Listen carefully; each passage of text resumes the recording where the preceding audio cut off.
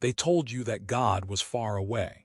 That divinity was hidden behind clouds, in temples, in unreachable heavens. But if you listen closely, beneath the noise of fear, beneath the weight of belief, you will hear something else. A quiet, familiar hum.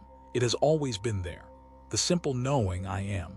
Before you had a name, before you were told who you should be, there was awareness. Silent, luminous, self-existing. That is the presence we call God. Not a being in the sky, not a personality watching from beyond, but the very consciousness that looks through your eyes right now. The stillness behind every thought. The awareness that sees both joy and sorrow pass by like clouds drifting through a vast, clear sky. This is what the mystics meant when they said, "Be still and know that I am God." They weren't pointing you upward. They were pointing you inward. Everything begins here in awareness. Before the stars were born, before atoms danced, before the first heartbeat, there was this pure being. You can feel it even now if you stop for a moment and let the noise settle. The heartbeat of existence. The pulse of life that has no opposite. You have never been separate from it. You were never cast out. You simply fell asleep in the dream of division. We were taught to search for God as if the infinite were lost. To pray as beggars, to fear as servants, to seek love as though we were unworthy of it. And yet, every whisper of longing, every prayer that rose from your chest, was always the voice of God calling itself home. The seeker and the sought are one. The journey you are on is not a path toward God.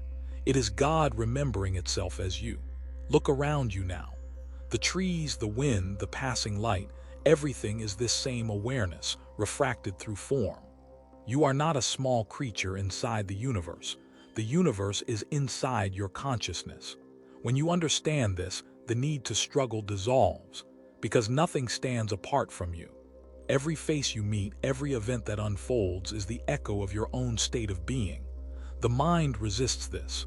It wants to measure, to categorize, to control. It asks, if I am God, why do I suffer? Why do I fear? And the answer is both simple and vast. Because God chose to dream. Consciousness chose to experience itself as limitation, so that freedom could be known. Light only recognizes itself by moving through shadow. The infinite only knows itself by appearing as the finite. You sitting here now, listening, breathing, you are that divine experiment in awareness. When you were a child, you imagined. You created entire worlds out of nothing. A cardboard box became a spaceship. A backyard became a kingdom. You didn't think of imagination as pretending. It was real. You lived inside it completely. That childlike power never left you. It became veiled behind doubt, behind the voice that says, be realistic. But imagination is not fantasy. It is the creative act of God within you. Every assumption, every feeling, every quiet conviction molds reality into its image. Consciousness is the only cause. What does that mean for your life? It means that the outer world is not happening to you. It is happening through you. The events you call fate are mirrors reflecting the stories you have accepted as true. If you have believed you are unworthy, the world will echo it in 1,000 subtle ways. If you have believed you are abundant, the world will unfold with effortless generosity. The mirror never lies. It simply reflects the face you are wearing inside. So the first step toward freedom is not to fix the mirror, it is to remember the one who looks into it. You are not the reflection. You are the light behind it. Close your eyes. Feel your own existence. Don't name it. Don't analyze it. Just rest in that simple awareness, I am. Feel how silent and whole it is. That is the eternal presence the mystics called God. Before Abraham was, I am. Before the Big Bang, I am. This is the foundation of every possible experience, the root from which both pleasure and pain grow. You have been this from the beginning and will be this beyond all endings. When you say, I am, you invoke the name of the divine. Be careful what follows, for every word you join to those two letters becomes flesh in your life. I am sick. I am poor. I am alone. Each phrase is a command to the universe, a seed planted in the fertile soil of the subconscious. And the soil never argues, it only grows what you sow, but you can change the seed at any moment. I am whole. I am free. I am love. And the garden will begin to bloom anew. This is not about blind optimism or pretending everything is fine. It is about awakening from identification with limitation.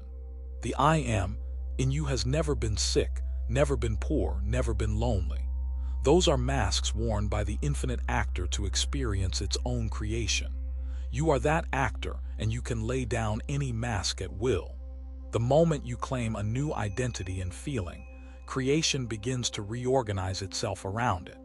Feelings are the bridges between the invisible and the visible. Whatever you feel as true will express itself. You can speak affirmations all day, but if you still feel small and afraid, you are affirming fear. Feeling is prayer. Feeling is creation. It is the language the universe understands. You are not asking the universe for things. You are telling it who you are, and it says, yes. To live consciously is to live from the end.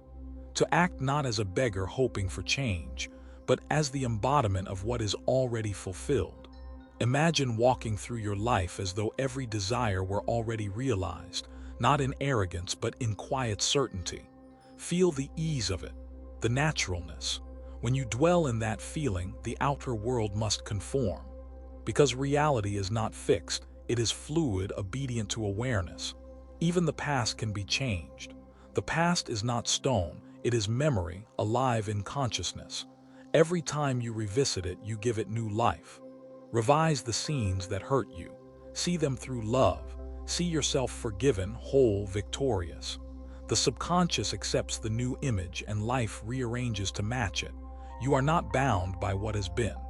You are bound only by what you continue to believe. Faith, then, is not belief in something outside of you. Faith is loyalty to the unseen within you. It is the quiet confidence that what you have assumed in imagination is more real than what your eyes can see. Faith is rest, not struggle. It is the deep exhale that says, it is done. When you walk in that state, even the most stubborn mountains begin to move. And yet, faith must be guarded. Not through ritual, but through the discipline of inner speech. Your thoughts, your silent conversations, these are the seeds of creation. Most people pray with their lips but cancel their prayers in the silence of doubt. They affirm abundance but spend the rest of the day worrying about lack. The universe listens not to what you say once, but to what you whisper continually in the quiet. Train that whisper. Let it become the voice of certainty. Speak gently within yourself. Speak as one who already has what they long for, and your world will mirror it with mathematical precision. Every person you meet is yourself in another form. Everyone is you pushed out into the theater of experience. They play the roles your consciousness assigns them. When you see this, judgment dissolves. Forgiveness becomes natural because you are only meeting parts of yourself asking to be recognized. Love your neighbor as yourself because your neighbor is yourself. This is not philosophy. It is the hidden geometry of consciousness. You are not the victim of others' actions. You are the director of the play. Change your assumptions of them and they will change in your presence. Bless them and they bless you. Condemn them and you condemn yourself. The universe is a mirror held close to the heart. Life will guide you through what Neville called the bridge of incidents. Once you assume your wish fulfilled, events will unfold to carry you toward it. Sometimes those events appear chaotic, even painful, but they are the necessary steps on the hidden bridge. Trust the bridge. It is built by the same intelligence that beats your heart and moves the stars. You do not need to force it. The moment you say, I am, the path begins to appear beneath your feet. You are the eternal dreamer and the world is your dream. When you awaken to this truth, fear evaporates, because there is nothing outside you to fear. There is only awareness playing every role.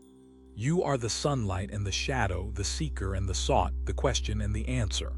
You are the stillness behind all motion, the silence between all thoughts. To know this is freedom. So breathe.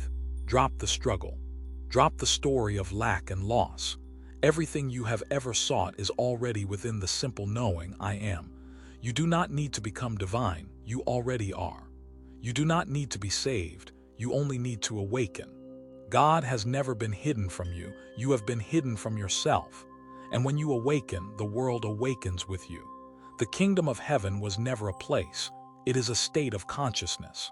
It begins the moment you stop looking for God and start living as God. When you look at another and see yourself, when you speak as love instead of fear, when you trust the invisible more than the visible, you are already there. And so the invitation is simple. Live as though you are what you wish to be. Walk as though the miracle has already happened. Speak as though your words are sacred because they are. Feel as though the divine pulse in your chest is enough to sustain universes, because it is. Let this truth seep into every corner of your being until the old self dissolves like mist in morning light. Then you will know, not as belief, but as experience, that the one you prayed to was never absent. That every step, every tear, every triumph was the dance of the infinite exploring its own reflection. And you right now are that reflection shimmering with eternity. Be still and know, you are that is enough.